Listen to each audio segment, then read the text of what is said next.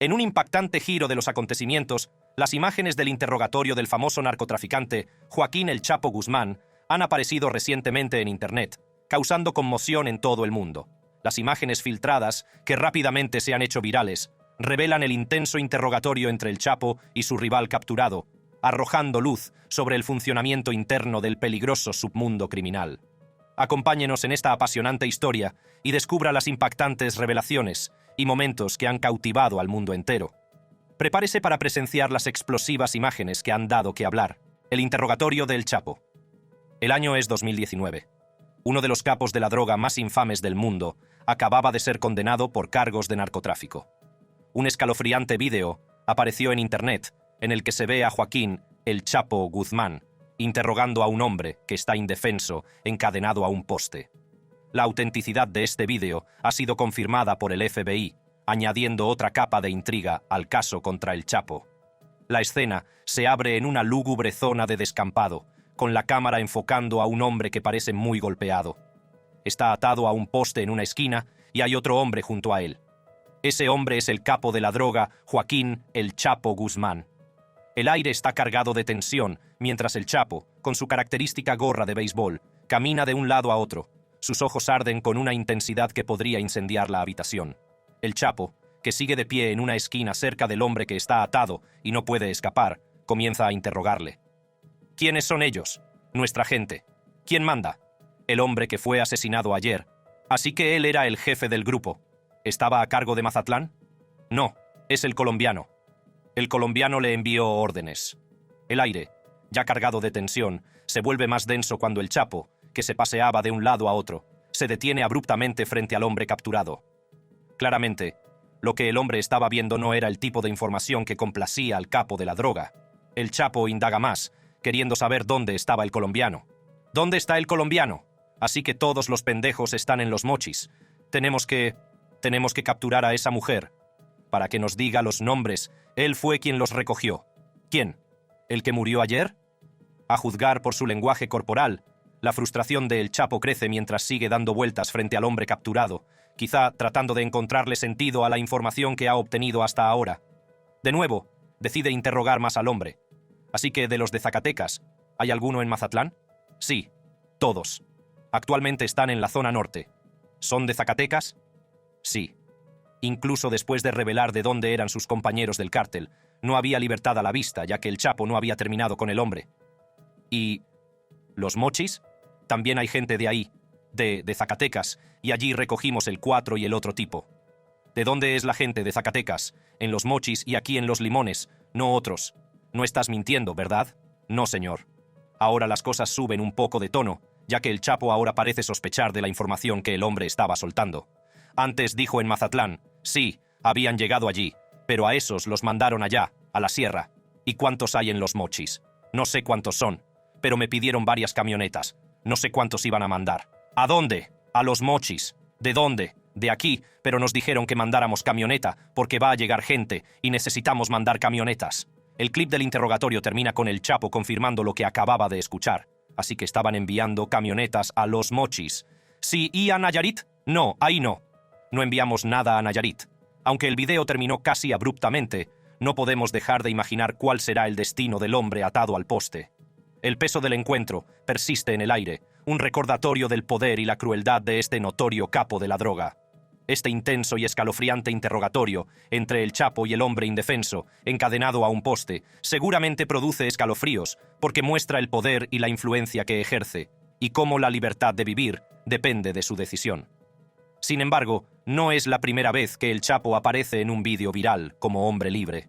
Otro de esos vídeos es en el que apareció en una entrevista secreta con Sean Penn, actor y director estadounidense, junto a la actriz Kate del Castillo. La entrevista solo salió a la luz un día después de que las autoridades mexicanas anunciaran que habían capturado al narcotraficante, que hasta entonces era un fugitivo que había escapado de la cárcel en 2 ocasiones. Entrevista a El Chapo. En octubre de 2015, el actor Sean Penn se embarcó en un peligroso viaje que cambiaría su vida para siempre. Invitado a una reunión clandestina con el infame narcotraficante Joaquín Guzmán Loera, más conocido como El Chapo, Penn se vio inmerso en un mundo de peligro e intriga. acompañado por la estrella mexicana de telenovelas Kate del Castillo, que había orquestado el encuentro, el trío se adentró en el corazón de México, en un lugar remoto cerca de la ciudad de Cozalá, en el estado de Sinaloa. Joaquín Guzmán Loera, el famoso narcotraficante conocido como El Chapo, se había fugado de una prisión mexicana unos meses antes y ahora buscaba reunirse con el actor de Hollywood. Penn, siempre atraído por figuras controvertidas y abiertamente contrario a la guerra contra las drogas, no pudo resistirse a la oportunidad de conversar cara a cara con uno de los criminales más buscados del mundo. La pareja se embarcó en una arriesgada aventura que requirió 2 aviones y un rocoso viaje de 7 horas en todoterreno por el escarpado terreno de Sinaloa. Mientras se dirigían a un lugar remoto cerca de la ciudad de Cozalá, la tensión en el aire era palpable. Guzmán, un hombre con fama de violento y despiadado, no había invitado a Penn y del Castillo para hablar de narcotráfico. En su lugar, tenía otra propuesta en mente. Quería que le ayudaran a rodar una película sobre su vida, un proyecto que arrojaría luz sobre sus humildes comienzos y las circunstancias que le llevaron a convertirse en una de las figuras más poderosas del narcotráfico. Quiero dejar claro que esta entrevista es para uso exclusivo de la señorita Kate del Castillo y el señor Sean Penn. El encuentro entre Penn, del Castillo y Guzmán fue la convergencia de 2 superestrellas internacionales, cada una con su propio nivel de fama y notoriedad.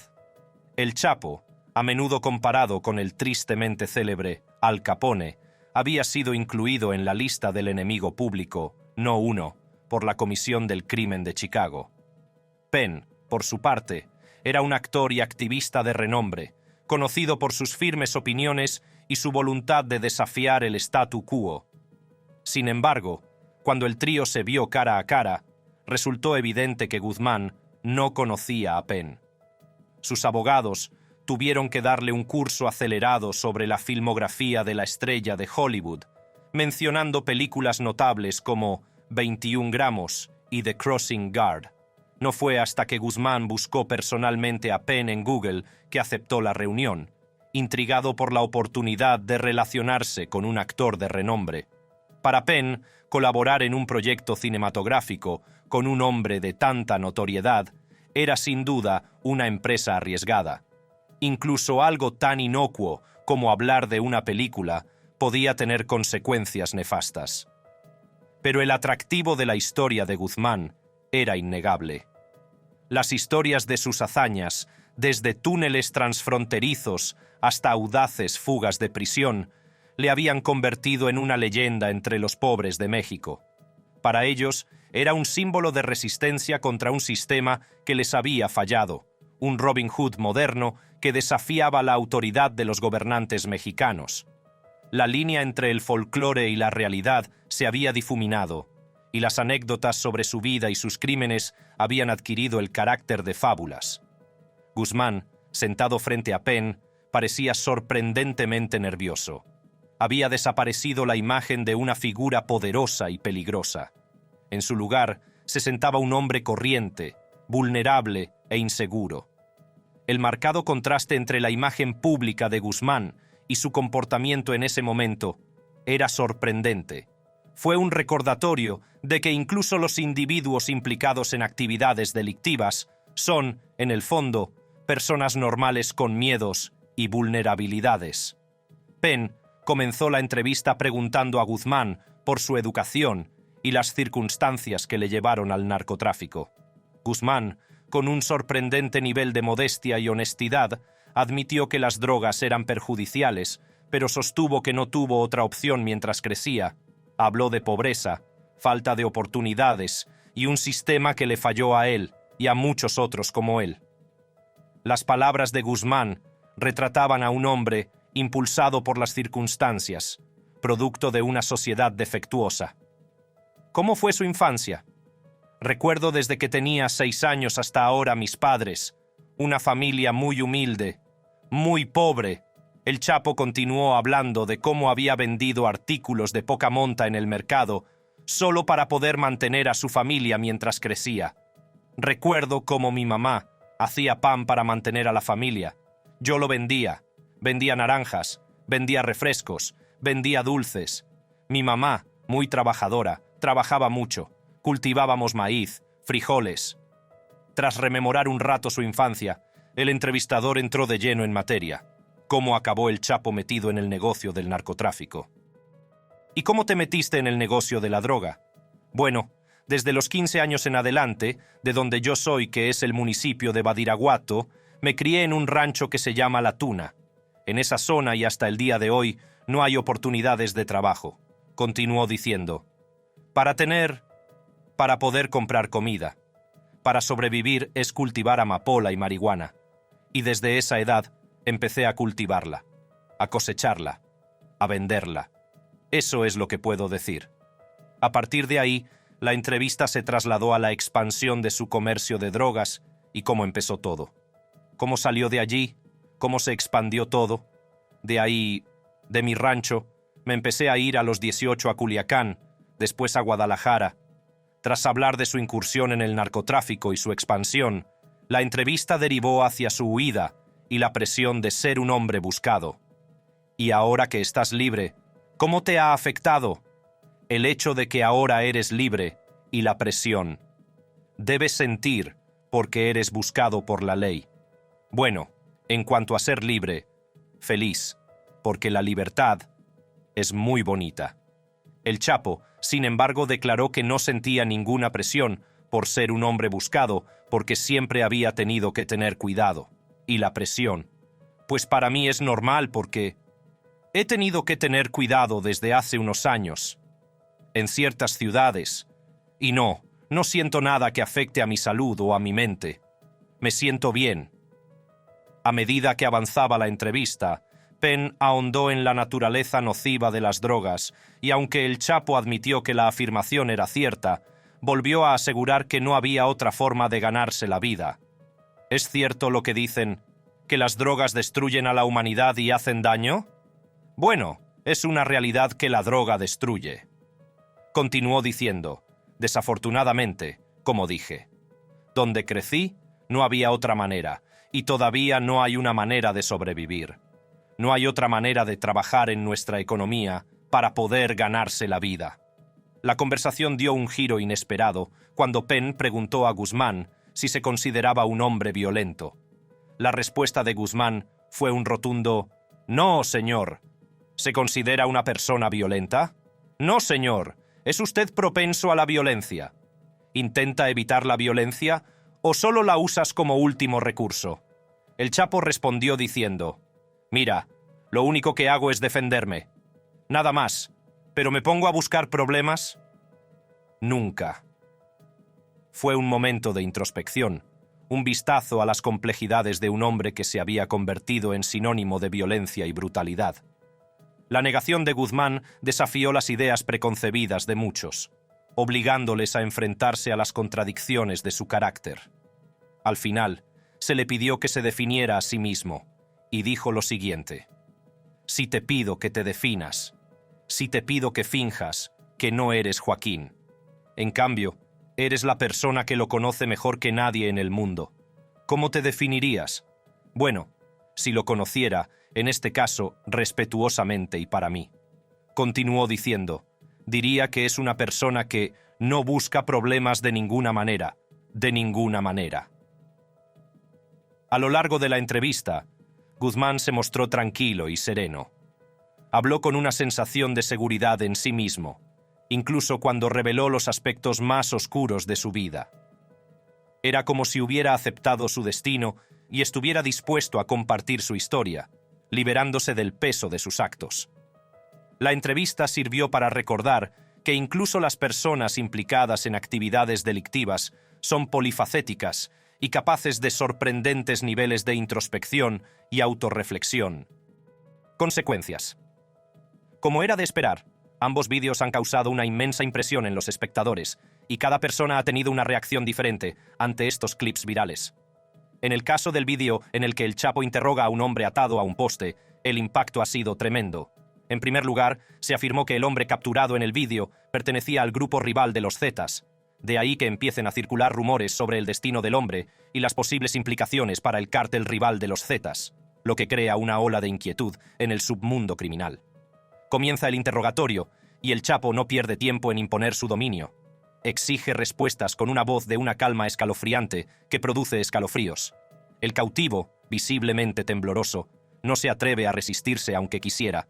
La reputación de El Chapo le precede y es conocido por sus despiadados métodos para extraer información. Del vídeo se desprende que El Chapo emplea una combinación de manipulación psicológica y tortura física para derribar las defensas del cautivo, como se ve por lo magullado que está el hombre capturado. Es un escalofriante recordatorio de la brutal realidad del narcotráfico y de hasta dónde están dispuestos a llegar individuos como El Chapo para mantener su poder y su dominio. El vídeo se convierte en un símbolo del poder inquebrantable de El Chapo y el cártel de Sinaloa, que infunde miedo a quienes se atreven a cruzarse en su camino. Las fuerzas del orden de todo el mundo también están cautivadas por el vídeo. Sirve como escalofriante recordatorio de los retos a los que se enfrentan en su lucha contra el crimen organizado. El vídeo se convierte en una valiosa prueba que proporciona información sobre el funcionamiento interno del cártel y puede conducir a la captura de los principales miembros de la red delictiva. A medida que el vídeo sigue circulando, la reacción del público es de conmoción e incredulidad. Muchos están consternados por el trato inhumano que recibe el cautivo, mientras que otros están fascinados por la audacia y el poder demostrados por el Chapo. El vídeo suscita acalorados debates sobre la ética de estas tácticas de extracción de información y sobre hasta dónde pueden llegar los individuos para proteger sus intereses. En medio de esta polémica, el cautivo del vídeo se convierte en un símbolo de las innumerables personas que han sido víctimas del narcotráfico. Su rostro, maltrecho y magullado, sirve de crudo recordatorio del coste humano de las operaciones del cártel. Grupos de defensa y organizaciones de derechos humanos se unen en torno a su causa, exigiendo justicia y el fin del ciclo de violencia. Mientras tanto, la comunidad internacional observa con una mezcla de fascinación y horror. El vídeo sirve de llamada de atención, al poner al descubierto las oscuras entrañas del narcotráfico y hasta dónde están dispuestos a llegar individuos como el Chapo para proteger sus intereses. Es un duro recordatorio de que la lucha contra la delincuencia organizada dista mucho de haber terminado y de que la batalla por un mundo más seguro continúa. El vídeo también pone de relieve cómo el narcotráfico no es solo un problema lejano, sino una realidad que afecta a comunidades de todo el mundo. Destaca la necesidad de una mayor cooperación internacional en la lucha contra la delincuencia organizada y la importancia de abordar las causas profundas del narcotráfico. En el caso de las imágenes de la entrevista de Sean Penn con el narcotraficante, el clip viral suscita otro tipo de emoción.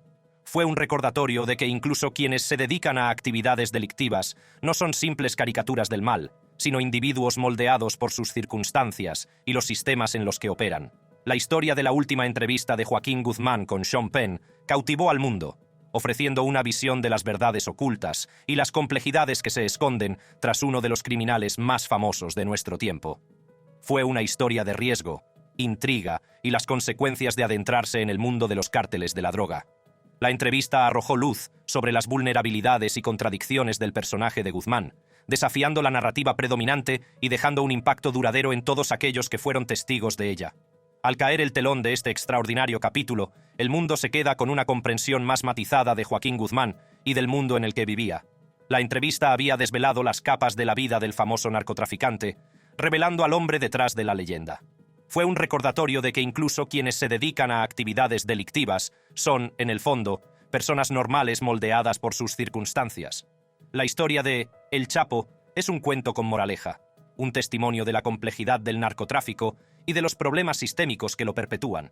Y así, la historia de la última entrevista de Joaquín Guzmán con Sean Penn llega a su fin, dejándonos con una comprensión más profunda del hombre, el mito y el mundo que una vez gobernó. Cronología del Chapo. Por último, nos adentramos en la cautivadora vida de una de las figuras más notorias de la historia del narcotráfico. Joaquín El Chapo Guzmán Loera. Desde sus humildes comienzos hasta su ascenso como jefe del cártel de Sinaloa, descubriremos los impactantes detalles de sus primeros años de vida, su carrera criminal, el vasto imperio de la droga que construyó y lo perdió todo. Joaquín Guzmán Loera nació en la localidad rural mexicana de Badiraguato, el 4 de abril de 1957, o posiblemente el 25 de diciembre de 1954, según las distintas fuentes. Su infancia estuvo marcada por la pobreza y la presencia de un padre maltratador que se dedicaba al tráfico de drogas. Al crecer en estas duras condiciones, Guzmán se vio obligado a madurar rápidamente y a encontrar su camino en el mundo. En su adolescencia, Guzmán fue expulsado del hogar familiar y tuvo que salir a la calle por su cuenta. Con una educación limitada y pocas oportunidades, optó por el camino que había tomado su padre, el tráfico de drogas. Fue durante estos años de formación cuando Guzmán empezó a cultivar sus habilidades y a establecerse en el negocio del narcotráfico. La primera incursión de Guzmán en el negocio de la droga fue el cultivo de marihuana. En el escarpado terreno de Badiraguato, aprendió el arte de cultivar la planta, perfeccionando sus habilidades para producir marihuana de alta calidad, que pudiera alcanzar un precio decente. Esta empresa le permitió ganar pequeñas cantidades de dinero y sobrevivir en un entorno en el que la pobreza era rampante. A medida que Guzmán se adentraba en el tráfico de drogas, se dio cuenta rápidamente del potencial de beneficio y poder que encerraba el mundo de los estupefacientes. Vio la influencia que tenían los narcotraficantes y las enormes sumas de dinero que eran capaces de acumular. Esta comprensión alimentó su ambición y le puso en el camino que le llevaría a la creación de uno de los cárteles de la droga más poderosos de la historia. La temprana implicación de Guzmán en el tráfico de drogas sentó las bases de su éxito futuro. Aprendió los entresijos del negocio y adquirió un profundo conocimiento de la logística y las operaciones relacionadas con el contrabando de drogas a través de las fronteras. Estos conocimientos le resultaron muy valiosos a medida que escalaba posiciones y se consolidaba como una fuerza a tener en cuenta en el mundo del narcotráfico. Es importante señalar que el ascenso de Guzmán en el tráfico de drogas no estuvo exento de desafíos y peligros. El narcotráfico es un mundo traicionero, lleno de cárteles rivales, fuerzas de seguridad y la amenaza constante de la violencia. Guzmán sorteó estos peligros con una combinación de astucia, crueldad y voluntad de hacer lo que fuera necesario para proteger sus intereses. A finales de la década de 1970, Guzmán había demostrado su valía en el negocio de los estupefacientes y empezó a trabajar en estrecha colaboración con otra estrella emergente del narcotráfico, Héctor Luis Palma Salazar. Juntos, supervisaban el movimiento de drogas desde su distrito natal de Sinaloa, una zona crucial para el narcotráfico en el extremo occidental de México. Esta región servía de puerta de entrada para los estupefacientes que fluían hacia el norte, hacia las ciudades costeras y, finalmente, hacia Estados Unidos. El comportamiento tranquilo de Guzmán y su astucia para los negocios llamaron la atención de Miguel Ángel Félix Gallardo, fundador del Cártel de Guadalajara. Gallardo reconoció el potencial de Guzmán y le confió la supervisión de la logística de las operaciones del cártel. Guzmán mantuvo un perfil bajo, pero cuando Gallardo fue finalmente detenido por el asesinato en 1985 de un agente de la Agencia Antidroga estadounidense, DEA, Guzmán emergió rápidamente como uno de los nuevos rostros del mundo de la droga en México. Heredando parte del territorio de su antiguo jefe, Guzmán aprovechó la oportunidad para establecer su propio cártel, conocido como Sinaloa, en 1989. Con su mentalidad estratégica y un profundo conocimiento del tráfico de drogas, Guzmán no perdió tiempo en ampliar su influencia y poder. A principios de la década de 1990 ya había captado la atención de la DEA y el FBI, que lo consideraban uno de los narcotraficantes más poderosos y peligrosos de México. El dominio de Sinaloa no se limitaba solo a la cocaína, también traficaban con heroína, marihuana y metanfetamina, lo que les convertía en una fuerza formidable en el comercio mundial de la droga. Una de las claves del éxito de Sinaloa fueron sus innovadores métodos de contrabando. Guzmán y sus socios idearon una red de túneles climatizados que discurrían bajo la frontera entre México y Estados Unidos, permitiendo el transporte discreto de drogas. Estos túneles eran un testimonio del ingenio y la determinación de Guzmán para ir un paso por delante de las fuerzas del orden. Lo que Al Capone fue para la cerveza y el whisky durante la ley seca, Guzmán lo es para los estupefacientes, afirmó Art Bilek, vicepresidente ejecutivo de la Comisión contra el Crimen de Chicago. De los dos, Guzmán es con diferencia la mayor amenaza, y tiene más poder y capacidad financiera de lo que Capone jamás soñó. El imperio de Guzmán no se construyó únicamente sobre su perspicacia para los negocios. También se fortificó con el uso de la violencia y la intimidación. Creó varias bandas, como los Chachos, los Texas, los Lobos y los Negros, para proteger sus intereses y eliminar cualquier amenaza a su imperio. A lo largo de los años, los hombres de Guzmán fueron acusados de cometer más de 1000 asesinatos en todo México, dejando un reguero de sangre a su paso. El poder y la capacidad financiera del cártel de Sinaloa superaron a los de cualquier otra organización narcotraficante de la historia. Se calcula que el patrimonio neto de Guzmán rondaba los $1.000 millones y que el cártel ingresaba entre 3.000 y 39.000 millones anuales. Esta inmensa riqueza permitió a Guzmán vivir una vida de lujo, rodeado de opulencia y excesos. El impacto de las operaciones del cártel de Sinaloa se dejó sentir no solo en el tráfico de drogas, sino también en las comunidades en las que operaban. La influencia del cartel impregnaba todos los aspectos de la sociedad, desde corromper a las fuerzas del orden y a los políticos, hasta infundir miedo en los corazones de los ciudadanos de a pie. Su control del poder parecía inquebrantable. Sin embargo, el reinado de poder de El Chapo se detendría el 9 de junio de 1993, cuando fue detenido en México. Los cargos que se le imputaban estaban relacionados con el asesinato y el tráfico de drogas, delitos que habían asolado su imperio criminal durante años. La detención conmocionó al narcotráfico, ya que la captura de El Chapo supuso un duro golpe para el cártel de Sinaloa y sus operaciones. Tras su detención, El Chapo fue condenado a 20 años de prisión. Parecía que la justicia había alcanzado por fin al famoso narcotraficante. Pero nadie sabía que esto sería solo el comienzo de una serie de acontecimientos impactantes que se desarrollarían en el tumultuoso viaje de El Chapo. Mientras cumplía su condena, la influencia y el poder de El Chapo en el cártel de Sinaloa no disminuyeron. Siguió ejerciendo el control sobre la organización desde la cárcel, consolidando su posición como figura formidable en el mundo del narcotráfico. La capacidad de El Chapo para mantenerse en el poder incluso desde la cárcel era un testimonio de su astucia e ingenio. Pero el 19 de enero de 2001, el mundo sería testigo de una de las fugas de prisión más audaces de la historia. El Chapo consiguió fugarse de la prisión federal de máxima seguridad de Jalisco, México. Los detalles de su fuga fueron asombrosos. Más tarde se supo que El Chapo había orquestado su fuga, escondiéndose en un carro de lavandería, eludiendo la atenta mirada de los guardias de la prisión. Con su fuga, El Chapo se convirtió de nuevo en un fugitivo, y su estatus de capo de la droga número 1 del mundo se consolidó. Se reafirmó como miembro de alto rango del cártel de Sinaloa y retomó su papel de líder del narcotráfico mexicano. La capacidad de El Chapo para eludir la captura durante más de una década y mantener su imperio criminal fue un testimonio de su astucia y de la vasta red de apoyo que había cultivado. Durante este tiempo, la riqueza de El Chapo se disparó e incluso llegó a figurar como multimillonario en la lista de Forbes. El mundo observaba con asombro cómo El Chapo seguía eludiendo su captura, aparentemente intocable para las fuerzas de la justicia, pero la implacable persecución de El Chapo acabaría por alcanzarle. El 22 de febrero de 2014, una operación sostenida condujo a su reaprehensión en un modesto hotel de Mazatlán, Sinaloa, México. Esta detención supuso una importante victoria para las fuerzas del orden, ya que por fin tenían al famoso capo de la droga de nuevo bajo custodia. Sin embargo, la historia de El Chapo estaba lejos de terminar. El 11 de julio de 2015 logró fugarse de nuevo, esta vez del penal federal de máxima seguridad del Altiplano, en el Estado de México. La audacia de su fuga dejó al mundo incrédulo, ya que parecía que El Chapo siempre iba un paso por delante de sus perseguidores.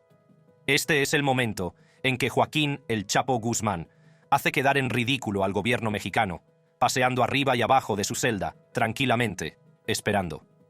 Estas son las últimas imágenes de Guzmán antes de que haga la fuga más audaz de la historia reciente. La detención y posterior fuga de El Chapo fueron solo el principio de una larga y compleja batalla legal. Se enfrentaba a cargos por narcotráfico y delitos relacionados en varios tribunales de distrito de EEUU, incluidos el Distrito de Arizona, el Distrito Sur de California, el Distrito Oeste de Texas, el Distrito Norte de Illinois, el Distrito Este de Nueva York y el Distrito Sur de Florida. La primera acusación de EEUU contra El Chapo se hizo pública en San Diego el 28 de septiembre de 1995, acusándole a él y a 22 miembros de su organización de conspiración para importar más de 8 toneladas de cocaína y de blanqueo de dinero.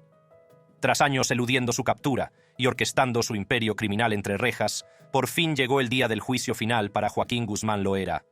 El 8 de enero de 2016, el mundo vio cómo el infame capo de la droga era detenido y, esta vez sí, extraditado a Estados Unidos para enfrentarse a múltiples cargos relacionados con el narcotráfico y otros delitos.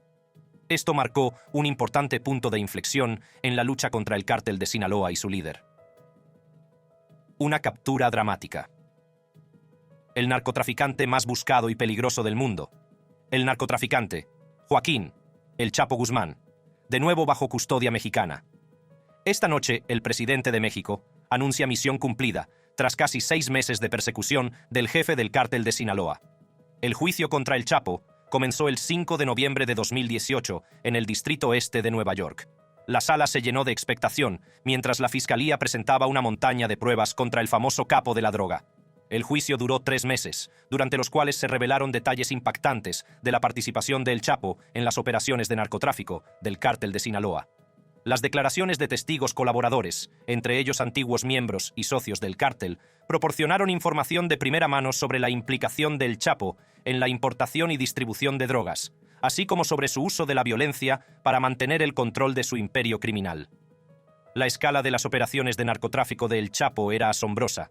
Las pruebas incluían incautaciones de más de 130.000 kilogramos de cocaína y heroína, así como el descubrimiento de armas, entre ellas AK-47 y un lanzagranadas propulsado por cohete, que eran utilizadas por el cártel de Sinaloa. Libros de contabilidad, mensajes de texto, vídeos, fotografías y grabaciones interceptadas detallan aún más el alcance de las actividades delictivas de El Chapo a lo largo de 25 años. La riqueza del Chapo y los métodos que utilizaba para blanquear las ganancias del narcotráfico también quedaron al descubierto durante el juicio. El contrabando de grandes cantidades de dinero en efectivo de Estados Unidos a México, el uso de compañías de seguros con sede en Estados Unidos, tarjetas de débito recargables y empresas fantasma, incluidas una empresa de zumos y otra de harina de pescado, fueron solo algunas de las tácticas empleadas para blanquear miles de millones de dólares procedentes del narcotráfico. La notoriedad del juicio atrajo la atención mundial. Los medios de comunicación de todo el mundo siguieron de cerca los procedimientos, proporcionando actualizaciones diarias sobre las impactantes revelaciones que se desarrollaban en la sala del tribunal. El juicio se convirtió en un símbolo de la lucha contra el narcotráfico y la búsqueda de la justicia. El 12 de febrero de 2019, el jurado emitió su veredicto, declarando a El Chapo culpable de todos los cargos de la acusación sustitutiva. El 17 de julio de 2019, el juez de distrito estadounidense, Brian M. Cogan, condenó a El Chapo a cadena perpetua más 30 años. La sentencia fue un reflejo de la gravedad de sus crímenes y el impacto que tuvieron en innumerables individuos y comunidades. También se ordenó a El Chapo el pago de $12.600 millones en concepto de decomiso, lo que garantizaba que nunca volvería a beneficiarse de sus actividades delictivas. El juicio y la condena de El Chapo enviaron un poderoso mensaje al mundo. Ningún delincuente, por poderoso o escurridizo que sea, está fuera del alcance de la justicia. Fue un testimonio de los incansables esfuerzos de las fuerzas del orden y del compromiso inquebrantable de acabar con uno de los capos de la droga más famosos de la historia. Ha servido para recordar con crudeza la lucha permanente contra el narcotráfico y la determinación de los organismos encargados de la aplicación de la ley para proteger a las comunidades de los efectos devastadores de las drogas ilícitas. Si algo hay que sacar en claro de este vídeo, es que la reputación de Guzmán como capo despiadado e implacable dejó una huella duradera en el submundo criminal. Desde sus tácticas de interrogatorio hasta sus audaces huidas, su extravagante estilo de vida y su férreo control, el nombre de El Chapo siempre ejercerá un poder que cautivará al mundo. Para ver más vídeos como este que invitan a la reflexión, haz clic en las tarjetas que aparecen en tu pantalla y te espero.